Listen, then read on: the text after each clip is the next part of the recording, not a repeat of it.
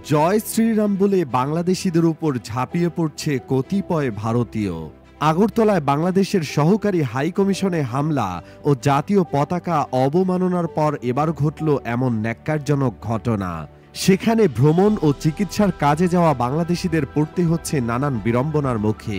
বের করে দেওয়া হচ্ছে হোটেল থেকে, ব্যাঘাত ঘটাচ্ছে ব্যবসায়। নিরাপত্তার কারণে অনেকে প্রয়োজনীয় কাজ না সেরেই ফেরত এসেছেন এপারে। বাংলাদেশিদের সাথে অত্যন্ত বাজে ব্যবহার করছে ভারতীয়রা, এমনই অভিযোগ করেছেন ভারত ফেরত বাংলাদেশি যাত্রীরা। গেল কয়েকদিন ধরেই চাপা উত্তেজনা বিরাজ করছে বাংলাদেশ ভারত সীমান্ত এলাকায়। পশ্চিমবঙ্গের পেট্রোপোল ও ত্রিপুরার আগরতলায় পরিস্থিতি প্রায় নিয়ন্ত্রণের বাহিরে বলা চলে। আগরতলায় বাংলাদেশের সহকারী হাইকমিশনে হামলা ও ভাঙচুরের পর আখাউড়া সীমান্ত অভিমুখে বিজেপি সমর্থকদের লং মার্চ কর্মসূচিকে ঘিরে দুই দেশের সীমান্তে বিরাজ করছে চরম উত্তেজনা। এমত অবস্থায় আখাউড়া সীমান্তে নিরাপত্তা ব্যবস্থা জোরদার করেছে বর্ডার গার্ড বাংলাদেশ। পাশাপাশি সীমান্তের ওপারে অতিরিক্ত সৈন্য মোতায়েন করেছে ভারতীয় সীমান্তরক্ষী বাহিনী বিএসএফ। এদিকে সোমবার সন্ধ্যার পর থেকে আগরতলায় কোনো বাংলাদেশি যাত্রীকে হোটেল ভাড়া দেওয়া হচ্ছে না এবং আগে থেকে হোটেলে অবস্থানরত বাংলাদেশি নাগরিকদের জোরপূর্বক বের করে দেওয়া হচ্ছে। হোটেল থেকে বের করে দিলেও ফেরত দেয়নি জমাকৃত অর্থ। হয়রানি সহ শারীরিকভাবে হেনস্থার শিকার হয়েছেন বলেও অভিযোগ করেছেন বাংলাদেশে আসা পাসপোর্টধারী যাত্রীরা। তাদের ভাষ্য, ভারতে অবস্থানরত বাংলাদেশি নাগরিকরা চরম দুর্ভোগের শিকার হচ্ছেন।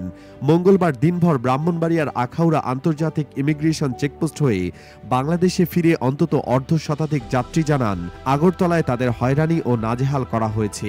খোঁজ নিয়ে জানা গেছে, সোমবার চরমপন্থী হিন্দুত্ববাদী বিক্ষুব্ধদের দ্বারা আগরতলায় বাংলাদেশের সহকারী হাইকমিশনে হট্টগোল বাঁধানোর পর মঙ্গলবার দুপুরে আখাউড়া সীমান্ত অভিমুখে লং মার্চ কর্মসূচি ঘোষণা করে বিজেপি সমর্থক চরমপন্থীরা।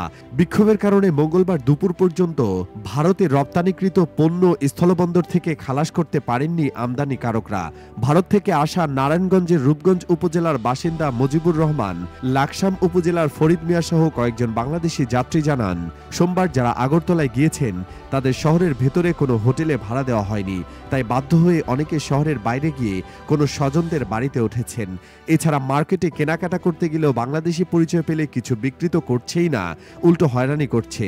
কুমিল্লার লাকসাম এলাকার বাসিন্দা ফরিদ আহমেদ জানান, কলকাতা বেড়াতে যাওয়ার উদ্দেশ্যে শখ করে আখাউড়া চেকপোস্ট দিয়ে আগরতলায় গিয়েছিলাম সোমবার। সেখান থেকে ফ্লাইটে কলকাতা যাওয়ার পরিকল্পনা ছিল, কিন্তু আগরতলা শহরের কোনো হোটেল আমাদের বুকিং দিচ্ছিল না। বাংলাদেশি জানলেই বলে রুম খালি নেই। কয়েক ঘন্টা পর শহরের বাইরে একটি হোটেলে উঠি। সেখানে ঘণ্টাখানেক থাকার পরই স্থানীয়রা হোটেলের নিচে হৈহুল্লোড় শুরু করে। তারা বলতে থাকে, হোটেলে কোনো বাংলাদেশি কিংবা মুসলমান এখানে থাকতে পারবে না। কয়েক ঘন্টা পরে হোটেল কর্তৃপক্ষ আমাদের বের করে দেয়। হোটেল থেকে বের করে দেওয়ার পর আমি টাকা ফেরত চাই, কিন্তু তারা আমাকে টাকা দেয়নি। দেশে ফেরার পথে সীমান্তে স্থানীয়রা আমাদের জিজ্ঞাসা করে আমরা ডক্টর ইউনূসের লোক কিনা। ভাবখানা এমন, একবারে বাগে পেলে এক হাত দেখে নেবে।